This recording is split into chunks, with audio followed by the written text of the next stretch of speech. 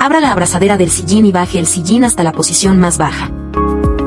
Levante la palanca, gire el sillín y bloquee la abrazadera. Tire de la tuerca del muelle y gírela 90 grados. Presione el pedal hacia abajo con los pies hasta una posición determinada y el scooter se inclinará automáticamente hacia abajo.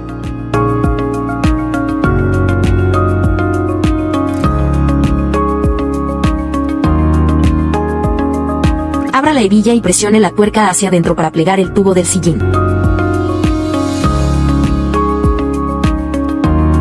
Incline el elevador plegable hasta la posición más baja, de modo que quede paralelo al suelo, para completar el plegado del scooter.